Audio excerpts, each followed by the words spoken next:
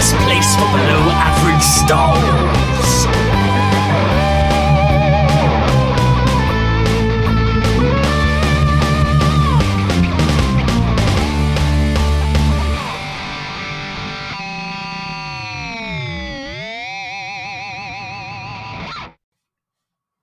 Hello there, and welcome to the Star Wars Show, the best place for below average Star Wars.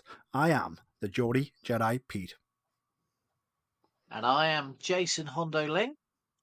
And we are back with a brand new episode of Star Wars, where we'll be deep diving the new trailer for Star Wars Tales of the Empire, the new animated short series coming to Disney Plus on May the 4th. And to do that, we have a very special guest. He's getting addicted to talking about Star Wars, especially with my lovely Geordie accent, I suppose. And also, you know, we've got the Dorset man, Jason, on as well. But I'm sure that Chris from Dystopian Simulation Radio will love both the accents. Chris, how are you doing? I am great, Peter. Thank you very much for having me back. Obviously, last time we talked about Star Wars Outlaws, the trailer for that in great detail, and I'm excited to get stuck into this trailer for Tales of the Empire today. It is indeed, and for those who don't know, Star Wars Tales of the Empire is an upcoming 6-part animated anthology series. It's a sequel to the previous anthology series, Star Wars Tales of the Jedi. In this series, Tales of the Empire will be focusing on characters of Barriss Offee and Morgan Elsbeth. It was obviously first announced at Star Wars Celebration Europe 2023 that me and Jason were both at. At the time, obviously, it was billed as the second season of Tales of the Jedi, which is what it was until the trailer dropped. And it was formally announced as Tales of the Empire with the release of the trailer on April 4th, 2024. And again, with the release date of May the 4th this year, when all 6 episodes will drop at once. So yeah, I think let's just dive into sort of... I want to know your thoughts, Chris, you know, as sort of someone who, I don't want to speak too much about Star Wars, you know, Tales of the Jedi came out, so I would love to know your thoughts initially on that series and whether you enjoyed it, and then what were your thoughts when sort of we got Tales of the Jedi 2 and it's actually Tales of the Empire? Yeah, of course. I mean, as you know, I'm not as quick necessarily on all of the animated projects as you guys are, but I'd heard that Tales of the Jedi was coming. It was a nice little, short thing, and I thought, yeah, sure, I'll give it a go. I was a bit bereft of Star Wars content at the time, and I thought we'll go on. So I loaded them up on the Disney Plus app, and I thought I'd give them a go. And most of my experience watching it was when the metro was delayed and I had to get the bus home, and it took absolutely forever, and I binged most of them back to back as a result. But I absolutely loved the series of Tales of the Jedi. I thought it was a really nice way of linking together a lot of things that we've been told and maybe we've assumed, but sort of, explicitly showing like the relationship between Count Dooku and Qui-Gon Jinn. It was just, obviously we heard about that in Attack of the Clones, but it was just great to see it on screen. And obviously there's a load of Ahsoka stuff, which was, really kind of jumped across her timeline as well. And there was lots of nice other little beats. And especially the nicest bit, I thought, tying a lovely little loose end up, was where the hell Yaddle went after appearing in episode 1 and then never again. So I really enjoyed it, and I was looking forward to more of them. I thought they were really, really well done. I was expecting a Tales of the Jedi 2, and then when that kind of flipped into Tales of the Empire, my first reaction was, yes, this is what I want. So I'm excited. I've got a lot of faith in this series. Yeah, I think one of the things I love, I know it's called Tales of the Empire, and it's set during this time of like the Empire running riot, and the people who we're going to see are going to be potentially working for the Empire in the series. But Barriss Offee was very much a Jedi Padawan, and speaking of Jedi and the Force, Morgan Elsbeth is very much a sort of a Dathomirian witch who can use magic. So we are tying into the Force still quite heavily. And I'm really, really excited. Again, just for clarity, so Tales of the Jedi was short stories featuring Jedi from the prequel era. So it was 6 episodes split into 2 paths. The first following Ahsoka Tano across various points in her life, from sort of being a baby to being taken by the Jedi to being Anakin Skywalker's Padawan, to go to Padme's funeral and, you know, being part of the rebellion. All that was sort of tied in, you know, being hunted by Inquisitors. And the other depicting a young Count Dooku before his fall to the dark side of the Force.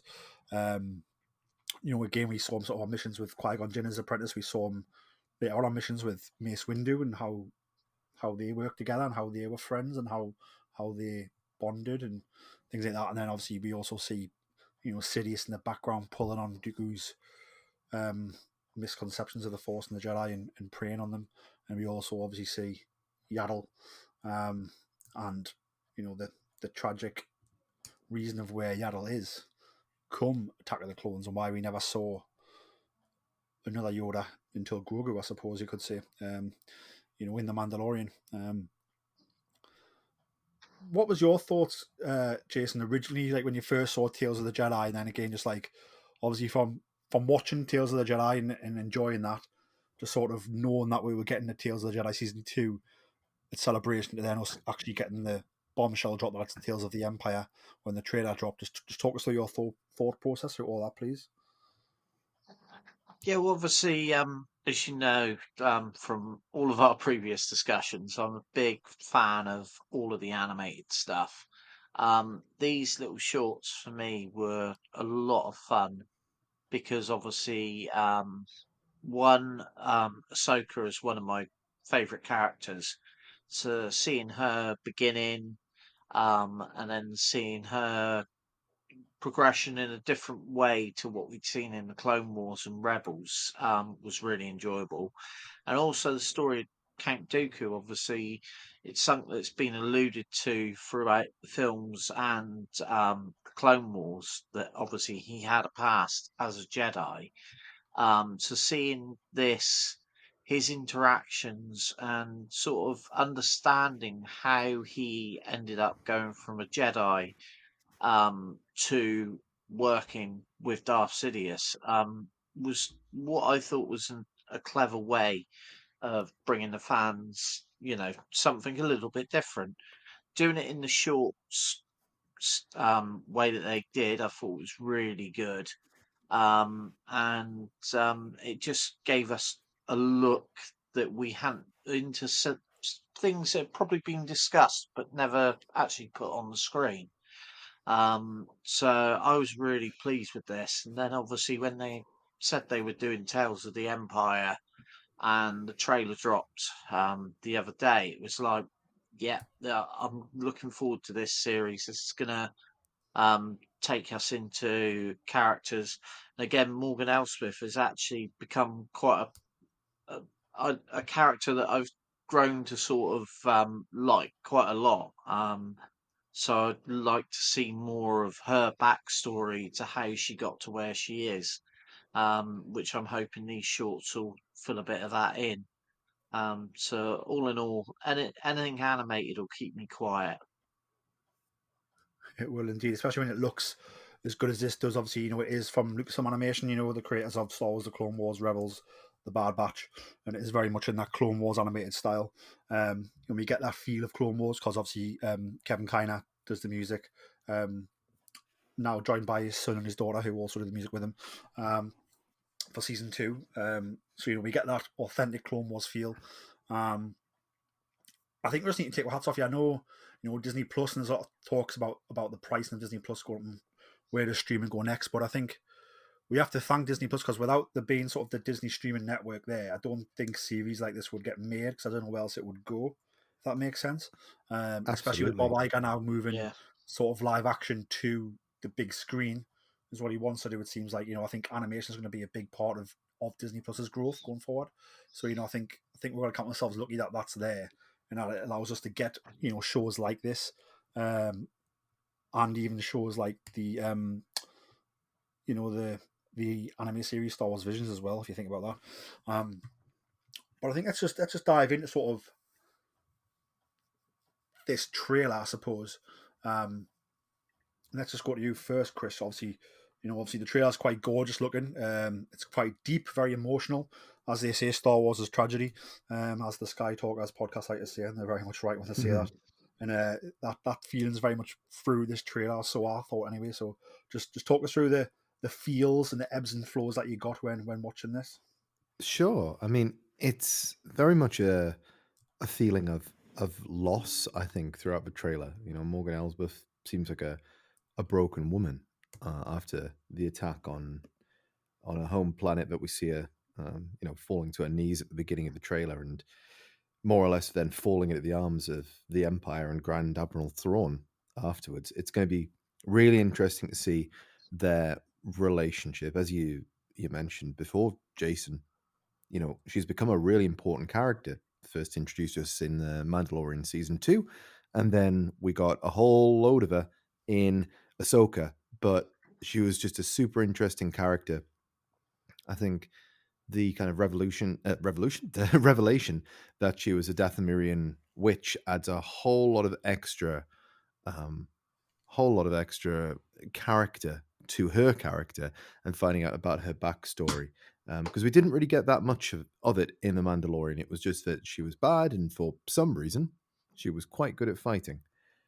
But we're going to find out a lot more about her. And obviously, Barisofi, we can see what's happening with her throughout the trailer, and kind of losing who she was and then gaining a new persona and gaining everything with the things that the Grand Inquisitor is training her up in. And then ultimately, when we see the big lad himself, Darth Vader, come in at the end of the trailer, who's introduced as her new master. So it seems to be a lot of hatred. I mean, it's even literally flashes up on screen, some of these key words like anger.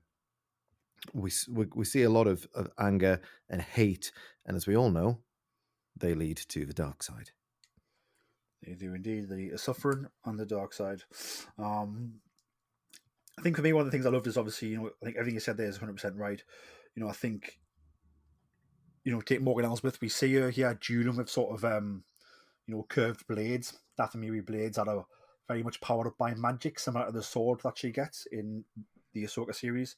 So that was really good to see. We see sort of the decimation of our planet, Dathomir. We also see General Grievous there, really unleashing hell. It looks like they come face to face, which is going to be very interesting. And it sort of adds to why maybe, in Ahsoka, when the three sisters give Morgan Elsbeth sort of the magic sword and tell her to face down these Jedi while we escape. She does it out of blind faith to them. I think, but also confidently, because we're going to learn here that she's faced off against very good swordsmen before. You see what a lot of things about General Grievous, but he is very dangerous wielding those lightsabers. I like the time jumps we got, especially if you take the Morgan Elsbeth storyline. We saw her on Dathomir, during the Clone Wars. We've seen her after talking to Thrawn, wanting to join the Empire. Thrawn's very much in normal Imperial uniform. It's not white, it's a darker colour, so he's obviously not that high up the ranks yet, possibly a captain maybe. I'm sure somebody will recognise his insignia and tell us exactly what rank he is.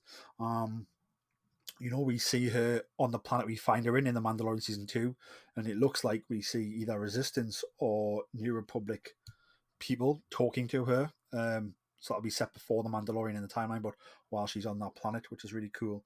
So I don't know what your thoughts were, Jason, on Morgan Elsbeth and how she's presented in the trailer and sort of in the different timeline moments we see her in.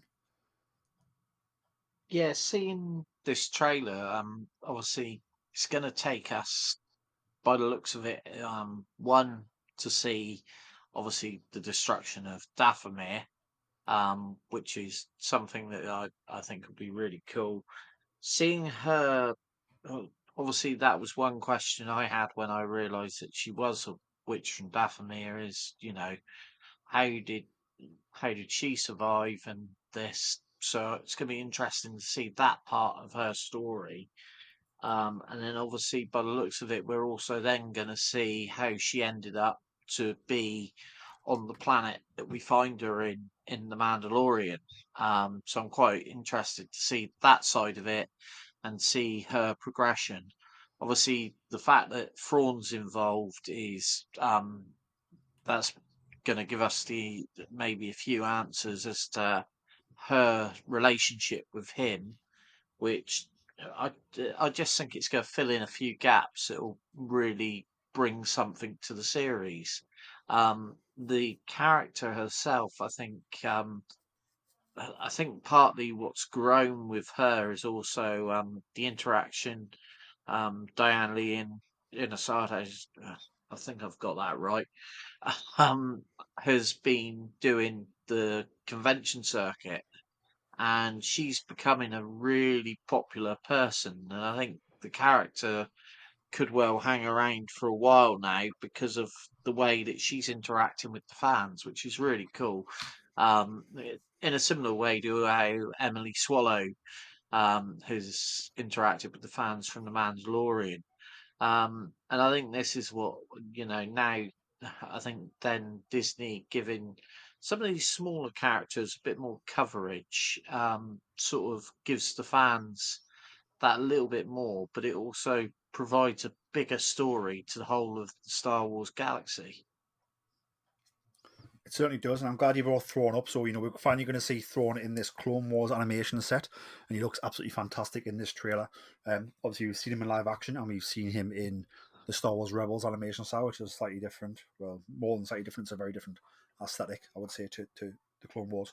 So we're now going to see him in this aesthetic, and she obviously looks like she comes and asks Thrawn to work for him, which is very interesting. And then also, when we see her later on, Thrawn's going to end up, as we know in Star Wars Rebels, getting sort of sent to the other side of the unknown galaxy. And, it's going to be about how does she cope with that in the beginning, like before the witches start communicating her. If she loses her leader and the man who sort of gives her power in the galaxy, how does that affect her? I think it'll be very, very interesting. And I love the fact that we see her, she's in that village, as we see in Mandalorian Season 2. And she greets those people and they're talking about peace. And like I said, I spotted on their uniforms, it was definitely, think Resistance badges, the New Republic, like badges, I think. So very, very cool. Going from that, obviously, we have the story of Barriss Offee, who was a Jedi who, I wouldn't say turns against the Jedi and turned to the dark side, but she was obviously upset about what the Jedi were doing and how they were doing it. She did have a crazy moment and sort of, attack the Jedi Temple, I believe, in the Republic. Was arrested, and she's obviously in custody when the Jedi fall. And then I imagine we're probably going to see the Empire creeping into her head, saying, you're in jail, but if you come out and help us hunt the rest of the Jedi, we can let you go. You can have a new lease of life, that type of thing. I don't know what you think, Jason, about Barriss Offee and where we're going to find out when this series starts, and then about the journey she's going to go on here. Well, for me, this one's quite an interesting one. It's come up quite a few times when I've been having discussions with friends and that. Obviously, Barriss Offee was quite a character that sort of fell from grace in a big way, and obviously is very much linked to the characters of Ahsoka and Anakin. And it's one of the things that obviously a lot of people have picked up on is, this final image where we see her being introduced to her new master, who is obviously Vader. But the thing is, obviously, Vader was Anakin Skywalker, and Barriss Offee was the one that caused Ahsoka Tano to leave the Jedi Order. So obviously, there's a history there that it makes you wonder how would that be approached. Which, yeah, intrigues me. I don't think we're actually going to see much of that in this series, but who knows? We're clearly going to see Barriss Offee after she's been released from whatever prison or wherever she was, and taken in by the Grand Inquisitor, which the whole thing. And I'm really pleased to see Jason Isaacs back as the Grand Inquisitor, because for me, um, I really felt he should have done that role in Obi-Wan, and I think he's perfect for it. And that's just my personal thing with that character. But seeing him training her to become an Inquisitor, I think that really excites me, seeing that side of it, starting to understand a bit more of the Inquisitors, which is obviously seems to be something that Disney are pushing quite a lot at the moment, because I see there's also a comic book series coming out that looks at the Inquisitors as well. So, obviously it's something I think the fans enjoyed. Obviously, what we saw in Obi-Wan was very intriguing. What we've seen, obviously in Rebels with the Inquisitors, for me was great. So I think this is maybe another part of that puzzle that's bringing the fans, you know, um, more information on who these, um, how, I'd say, corrupted Jedi's or fallen Jedi's who have become a tool of the Empire, or in particular Vader. So I think this one could be quite an interesting story, and especially as it is Barriss Offee and her relationship with Anakin, I think that's going to be quite an interesting one to see. Yeah, because I think in the trailer set was, like she obviously goes through hell, to become an Inquisitor. It looks like she gets released from jail, but it looks like she's gone from one jail to another. It seems like, where, she's going to be told what to Yeah, do by the Grand Inquisitor, and the other Inquisitors are going to bully her and you know, feed her dark side temptations to turn her properly. And then at the very end of going through all of that, she's then going to come face to face with Darth Vader, where, if she realizes or learns that that is Anakin Skywalker, it was Anakin and Ahsoka who essentially led to her arrest and her yeah, downfall and her attempts in the Clone Wars. Now, on the flip side, again, if Vader sees that's Barriss Offee and he chooses to get emotional about it, potentially Vader might not be Vader if Barriss hadn't done what she did, if that makes sense. If Ahsoka hadn't left the Jedi Order, things could be different. So, looks like it's going to be one hell of a journey for her. But then, and then the end's going to be like hell all over again, depending on how they decide to do it, which could be very cool. So yeah, that's really, really, really going to be in depth.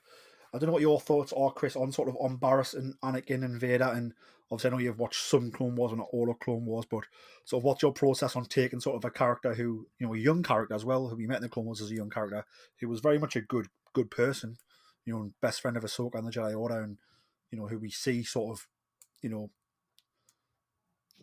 probably does the wrong thing for the right reasons, when she causes the trouble in the Clone Wars, and it leads to a whole lot of trouble for the Star Wars galaxy, I suppose. I mean, as you say, I'm not as familiar with her story, but I know obviously the main beats and when she tries to blow up the Jedi Temple and everything that leads to. I think it's going to be interesting to explore though, because like I said, I think the one thing that Tales of a Jedi did really well was focusing on those two characters, Ahsoka and Count Dooku, and really fill in a lot of their backstory that in some cases maybe we didn't know that we needed. But there's also everything surrounding it, like I mentioned about Yaddle and so on.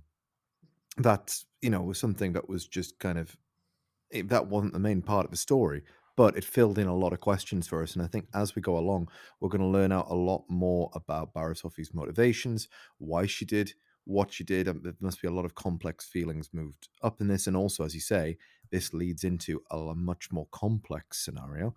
If either person, either her or Vader, realize who the other person is, obviously Vader's got a much better chance of noticing who she is than she does of him. But we do know that some people in the galaxy have clocked who Vader is, such as Thrawn. So it's not out of the realms of possibility that she could, eventually find out who Vader is. But if she does, I don't think she'll be long for this galaxy. Yeah, obviously, Thrawn knows who Vader is, and then it's hinted at in the talking book that Tarkin has put the pieces together and knows Vader's Anakin, but also never brings it up because he never sees it as I don't need to bring it up. It's not like I know that information, but it's irrelevant. So yeah, and who's to say? If once Vader notices Barriss, does he just kill her? Does he just use her and send her on a suicide mission? Like, I just wonder how that goes down. A lot of tempting theories. Something else you brought up, Jason, was obviously Inquisitors. And they're getting a comic book coming out soon, which is going to be fantastic. And they're being used quite a bit in storytelling in the Kenobi series. In Ahsoka, and it was interesting to see some of the Inquisitors who are coming over from other mediums. So we see the Inquisitor from Kenobi. I've forgotten which one it is, but the sort of the female alien one. I noticed Marok from Ahsoka season 1. It's sort of like a fallen Inquisitor, I suppose, the one who turns to dusty smoke when he gets killed. Marok was there, I noticed, and then I also saw the Inquisitor who we see in Tales of the Jedi season 1, who actually Ahsoka meets at that farm. So I don't know what your thoughts were, Jason, on the different Inquisitors we saw and sort of how we're going to see them here, maybe a different light to what we've seen them before. Yeah, it was really intriguing because obviously seeing that we might actually see Marok as himself and not as what looked to be almost like a zombie Inquisitor in Ahsoka. So it could be quite interesting to see a bit of his backstory built in with the Barriss Offee story. And the Inquisitor that obviously appeared in Ahsoka's Tale of the Jedi's episode, who's voiced by the brilliant Clancy Brown, who has appeared in, I think, so many of the different Star Wars different series now, and he's a brilliant voice actor. So whether he'll get much to do in this episode, whether who knows, but he was quite an interesting Inquisitor from that Tales of the Jedi episode. So obviously for them to bring him back and maybe see him, obviously these Inquisitors at this point are just being inducted almost as Inquisitors. So it'll be interesting to see whether they use that and how much of that's included in the episodes. Indeed. And I think, whether Barriss makes it out this series or not, we don't know, I suppose. And does she make that as an Inquisitor or as something else? We don't know. But I know that obviously, the Inquisitors have appeared in quite a few comics, especially the Darth Vader comic. We've seen them in Star Wars Rebels. We've seen them in the video games, Star Wars Jedi, Fallen Order, and Jedi Survivor. And obviously she's not been depicted there yet, so it sort of does leave a bit of a gap if she was to become a fully fledged Inquisitor. I don't know. Let's go to you, Chris, first. Like, I suppose I'm going to put you on the hot seat. You could be wrong, but to take a punt, does Barriss stay and become an Inquisitor? Does she leave and see sense, or does she die at the hands of Vader? Oh.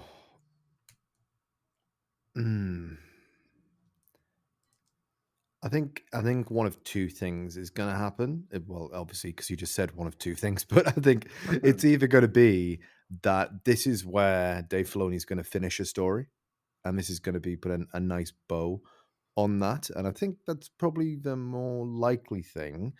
Or it is maybe, for want of the better term, reintroducing the character a bit because she or her legacy is going to feature somehow in some upcoming projects that are coming up. Potentially, could we see her crop up in Ahsoka season 2?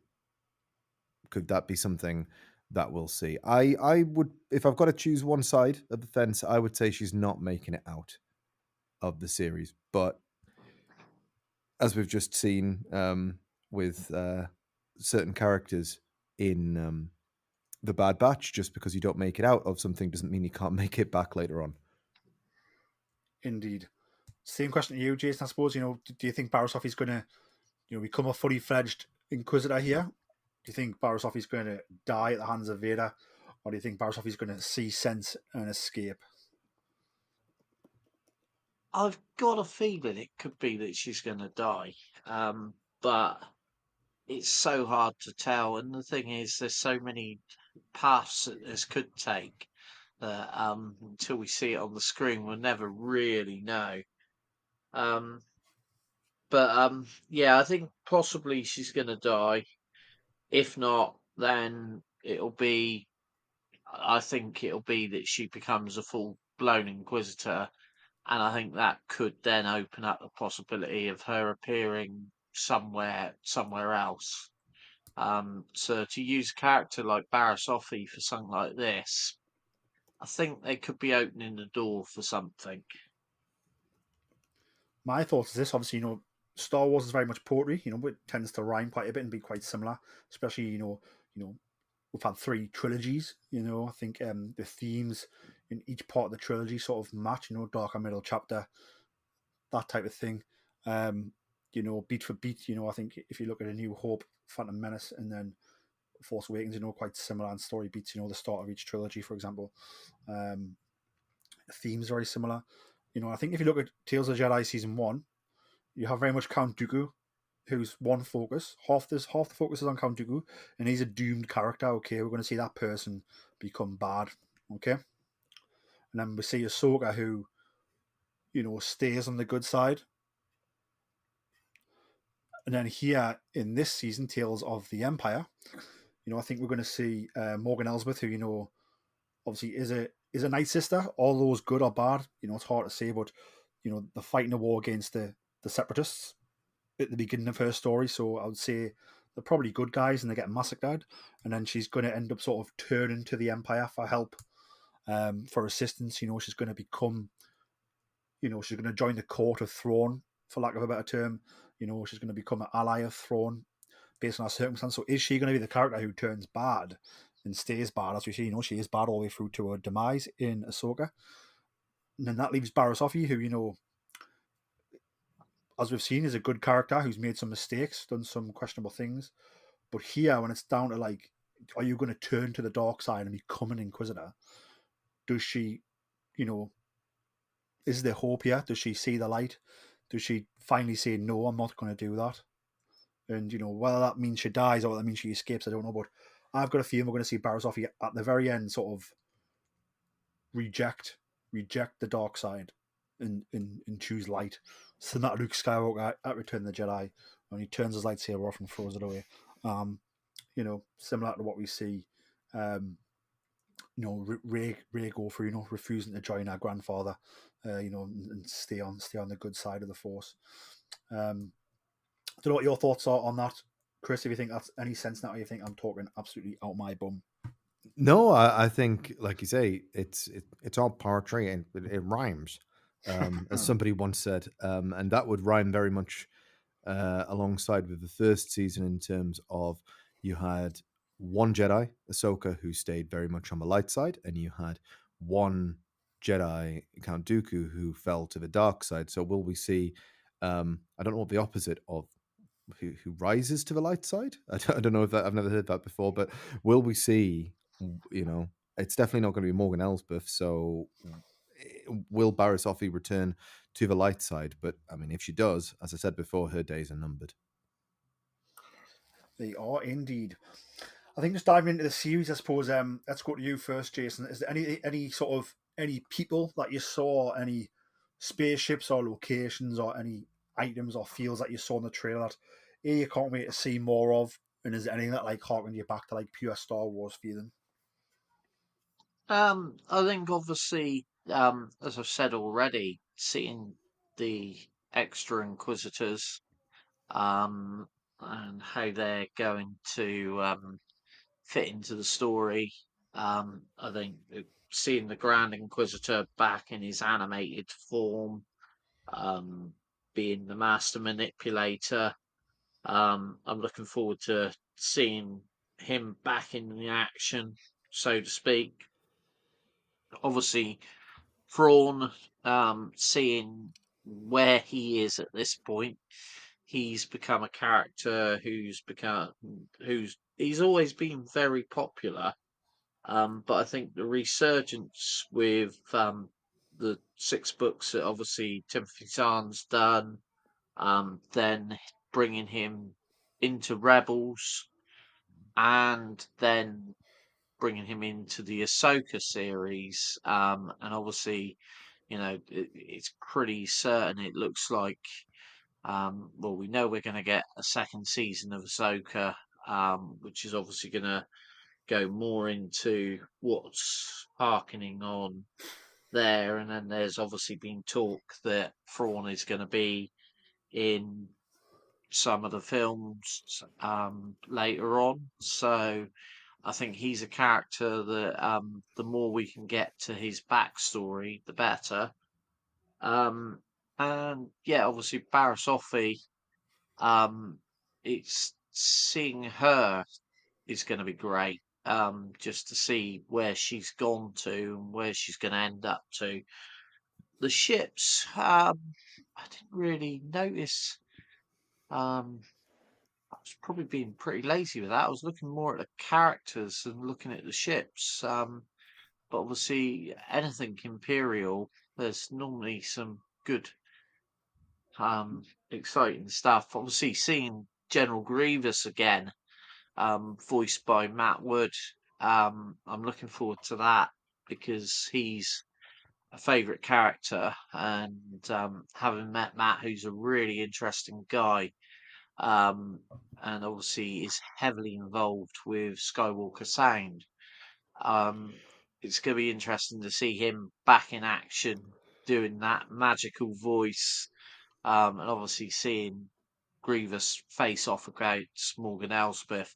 I have to admit that just gave me chills watching her with those blades, him with his lightsabers. And it looked like, from all of the different shots that we saw, it looked like this animated series is really going to town with the lightsaber battles. So that's something that I'm definitely looking forward to. No, it certainly will be. And when he saw the Grand Inquisitor pick that green lightsaber out of the pile of lightsabers, when he give it to Barriss to attack him with, I couldn't tell if that was like actually Barriss's lightsaber or someone else's, but it'll be interesting to pay attention to see what details are on those hilts there, and who did they belong to back in the day of the Jedi. So yeah, it's gonna be very, very interesting. Chris, obviously, we've watched a trailer. Just again, any unique bits you want to deep dive on that really caught your eye and that really got you excited? Yeah, sure. I mean, I think, just to echo what Jason just said. I mean, for me, anytime Thrawn shows up, I might put out there that maybe in the future, maybe they'll do a Thrawn origin series, maybe a Tales of the Chiss. That will be the next one. I think anytime we get to find out a bit more about that and actually see a little bit more of what Thrawn was and what led him to become where he is, seeing him when he's younger, it's always going to be interesting, and seeing how that relationship with Morgan Elsbeth is going to weave through to what I'll call the present day, i.e. the Ahsoka TV series being sort of the latest in the timeline where we are before we get to the sequel films. I think it was cool to see the return of the B-1 battle droids as well. I think obviously they're not going to last very long. We can see them getting chopped down left, right, and center. But I've got a soft spot for those battle droids. We also see, am I right in saying that it is the fourth sister for the one who's got the kind of snaky dreadlocks to her I head? think you're right. Obviously, she was from the Obi-Wan series, wasn't she? Yeah, and she was quite just a bit of a background character, I think, wasn't she? She didn't get much time. Yeah. But yes, she looked... you are right. It is the fourth sister, formerly known as Lynn. That's not a very scary original name. Evil Lynn! I'm L-Y-N. not buying a mini metro. Yeah, L-Y-N. I heard that the fourth sister was paid £9,500 a year. It's £9,500. Indeed, bit of Alan Partridge for everyone there, for anyone who doesn't know. But yeah, I think it's going to be seeing that relationship between Thrawn and Morgan Elsbeth. Now I've said that, that Thrawn's going to be in it for 2 minutes and the rest of it's not going to be anything to do with it. But anytime you see Thrawn on screen, he just captivates everything. And I think we're deep in Thrawn season at the moment after having, his first live action appearance last year. He's back in the actual Star Wars galaxy now.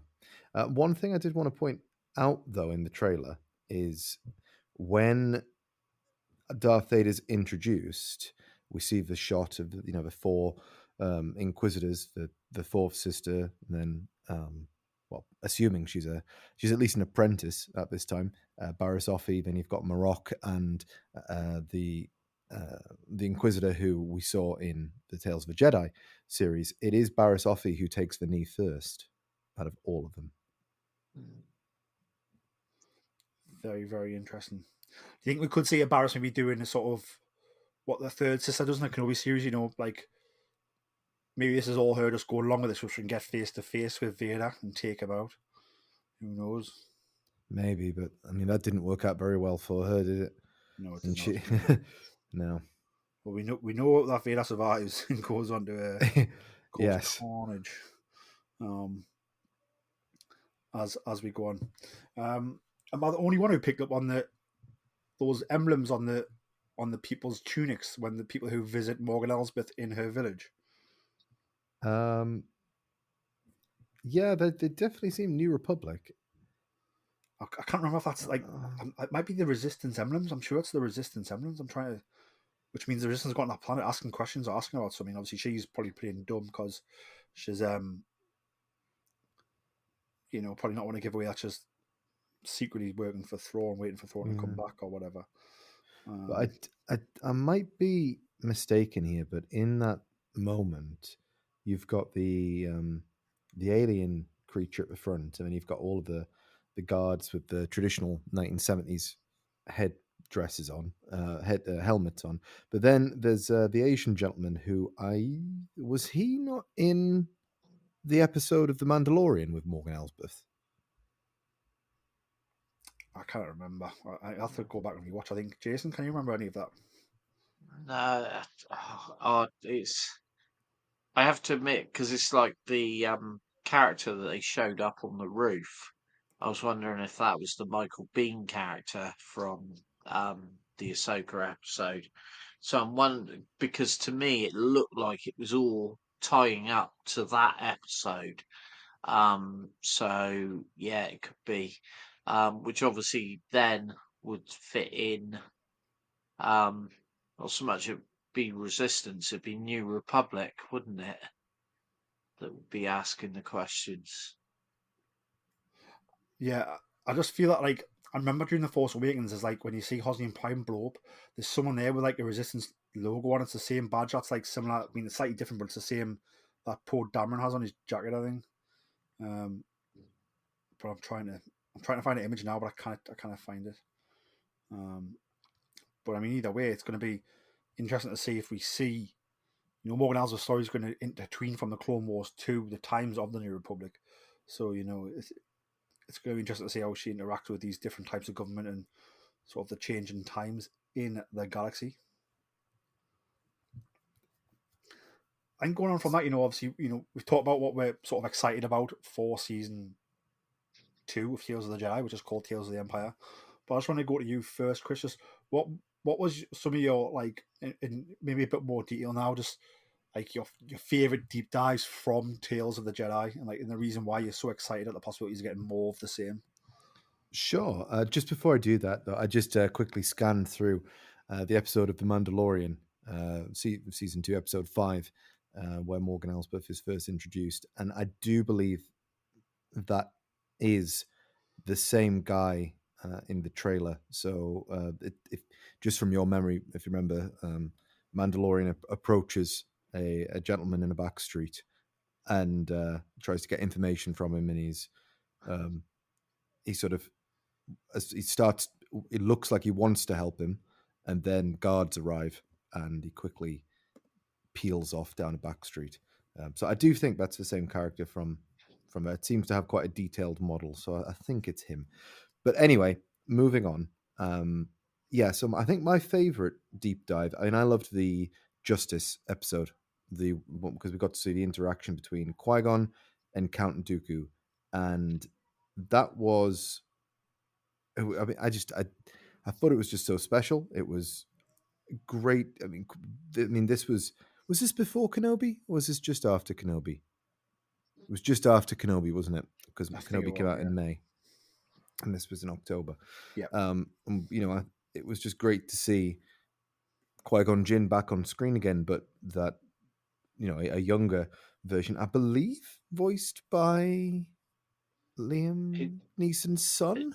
Yep. Yeah, it was. Yeah. Yep. Which I thought was a really nice little touch. And I thought whoever was doing Christopher Lee was doing a really great job in there, doing that old classic, almost Dracula-esque Christopher Lee. I think that was the stuff that I really, really liked. And then later on, when we saw in the next episode, the sort of strained interaction between former master and pupil, it was clear that they were already going in separate ways, and Dooku was very much aware that he was going down a very different path to the one that Qui-Gon was going down. So I really enjoyed that, but also, of course, getting to see Ahsoka, where did she come from? Where did she go? And then getting to see, Plo Koon, of course, being Dave Filoni's favorite character. Of course, he was the one to discover Ahsoka.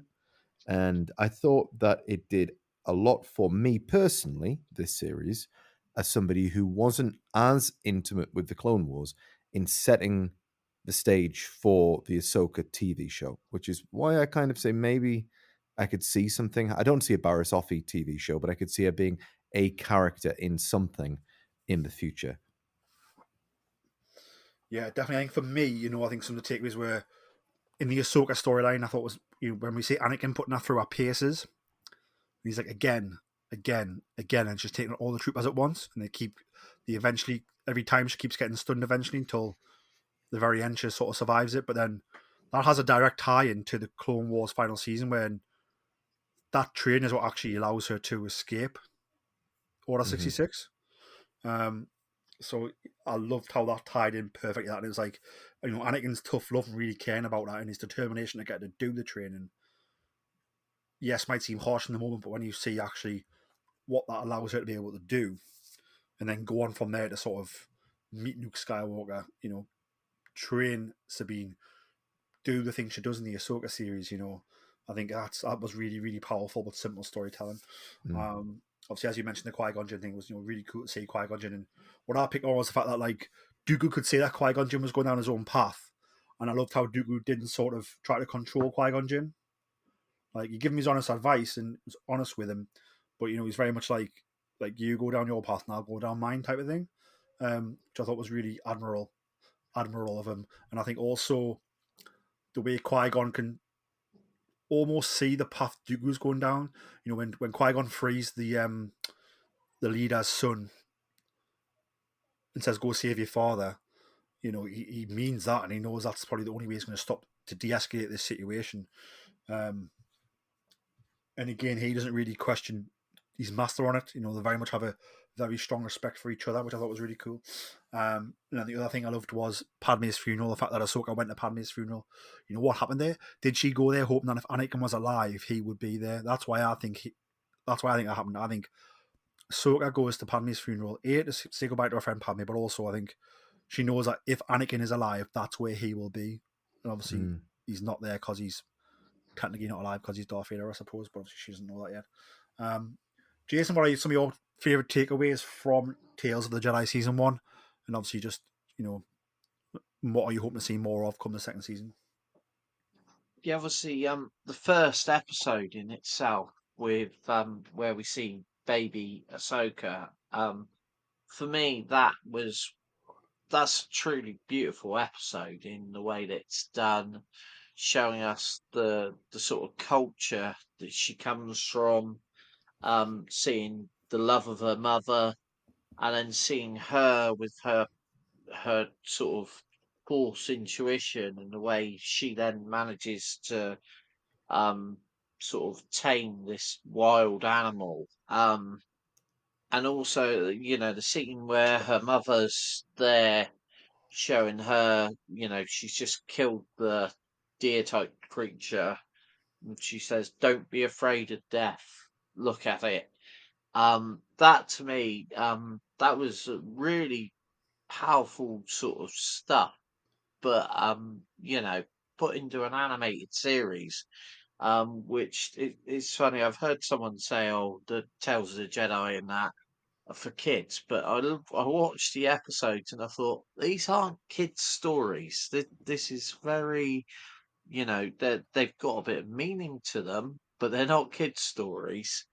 So that whole episode for me was something quite special. I suppose also being a parent, seeing the parental side of it, was quite interesting.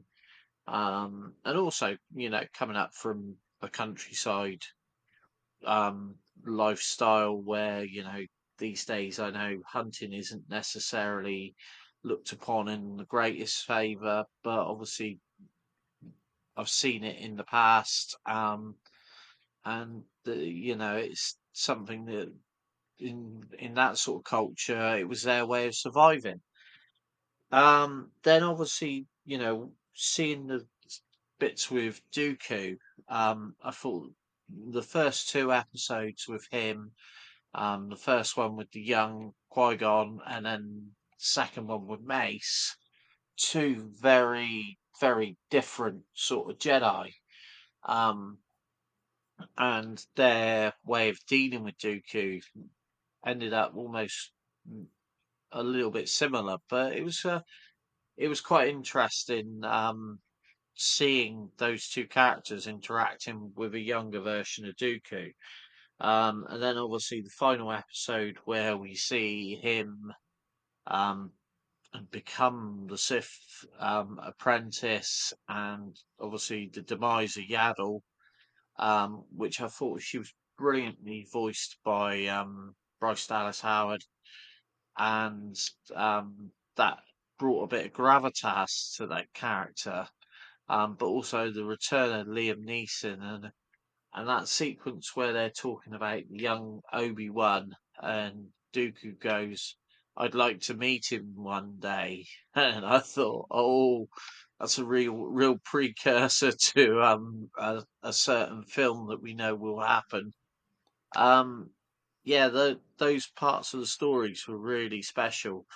And obviously, again, like the middle episode for Ahsoka, where she was training with Anakin and the clones, and as you say, the fact that that training is what saved her in the long run was quite special. And anything where we get to see Rex back in action, although obviously he was sort of overseeing, but it was good to see his protectiveness towards Ahsoka. You know, probably he was a little bit more protective, whereas Anakin he was being protective, but he was doing it his way, and he knew he had to educate her, for what she might have to face one day.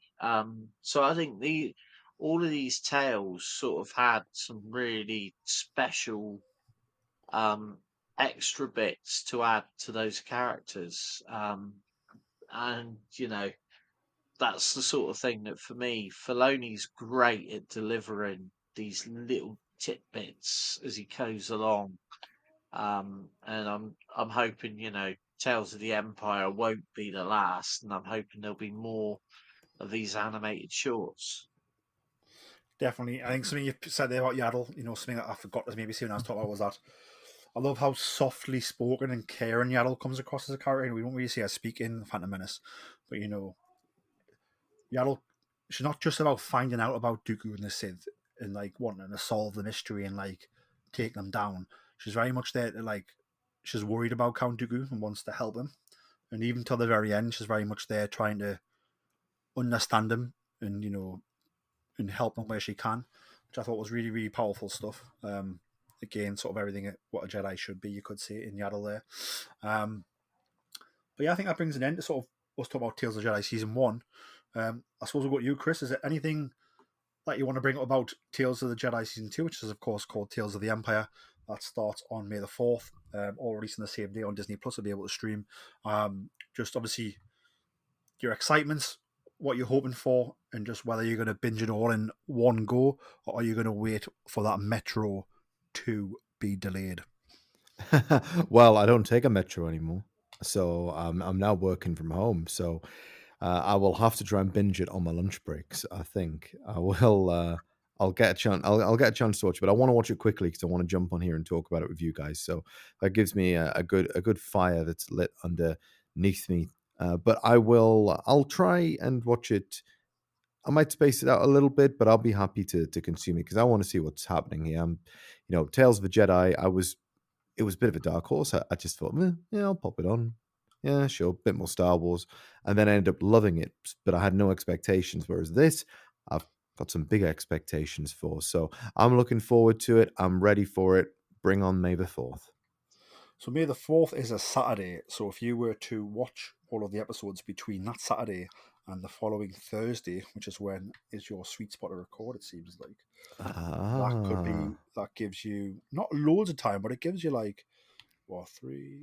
almost 5 days to watch it at least once. Yeah, that's a good time frame. I think I can do that. So I think I can do it. That sounds pretty cool. I think that sounds like a plan. That sounds like the Force is working. Sounds like I've got to write a date in the diary. It does. So, I mean, let's go over to you, Jason. I think before we dive into the diary date, I think obviously just, I think we've talked about Tales of the Jedi and everything we loved about it from the first season. Obviously, we know we're getting season 2 on May the 4th, which is called Tales of the Empire. Obviously, all 6 episodes will stream on Disney Plus on May the 4th, which is a Saturday.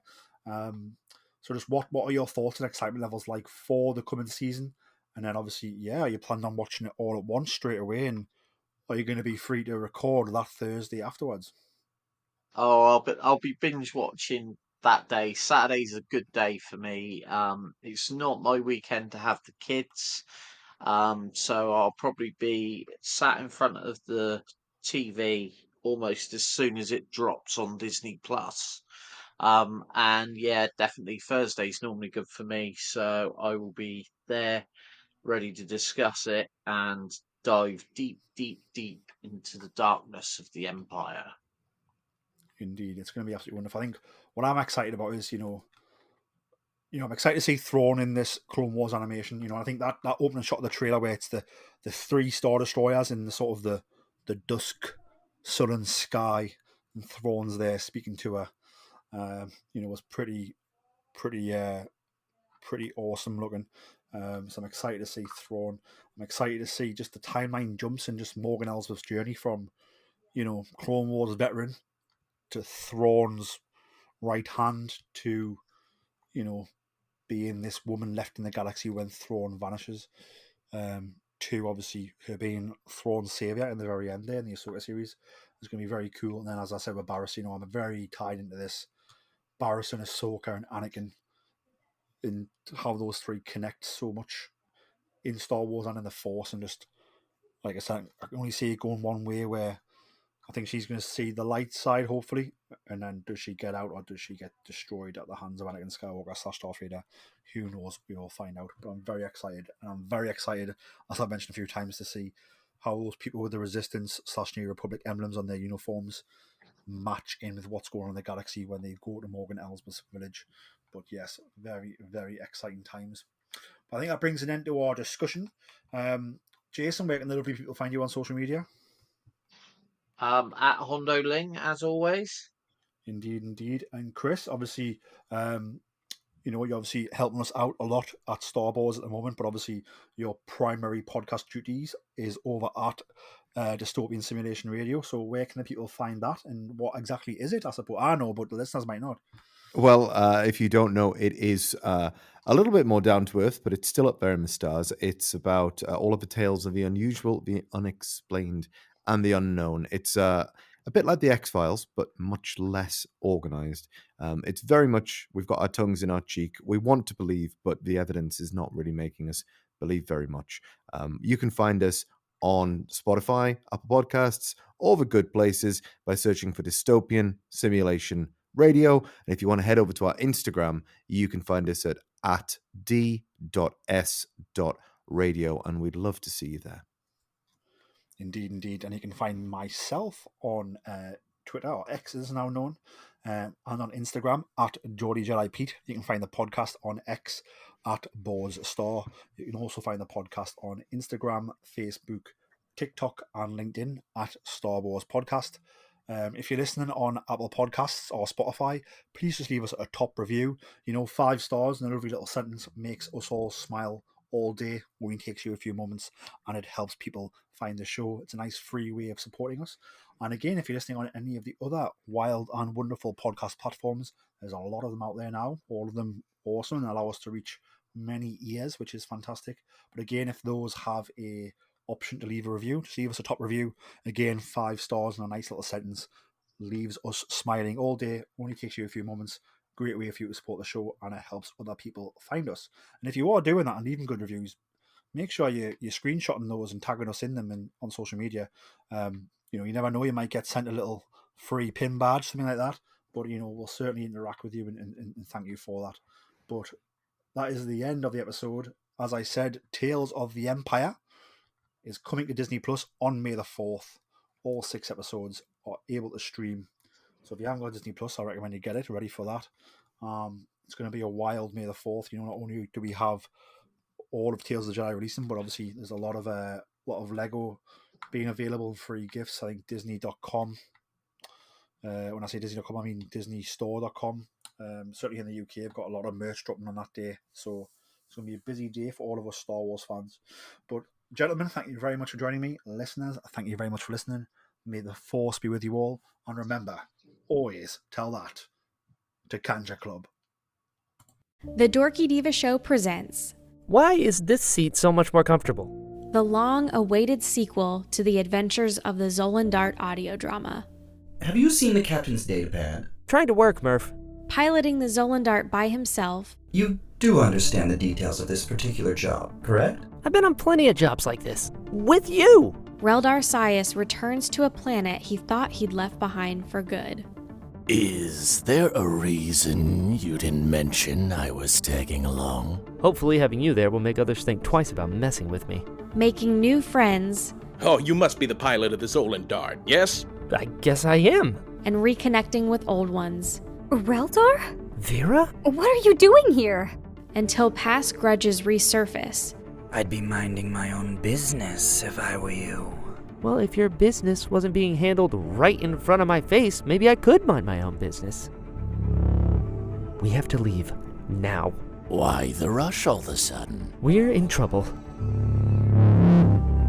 If it isn't little Reldar Sias.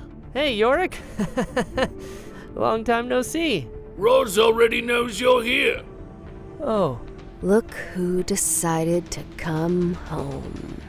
Reldar must confront his origin. I must admit, I never saw this as being a part of your past, Softshell. Or let it define his future. I will get what is owed to me, no matter the cost. Because what Roz is trying to do is wrong. Says you. My blasters, we're going to need these. Take that, Sleemo. Who do you think you are? The Adventures of the Zolan Dart, Episode 2, coming soon.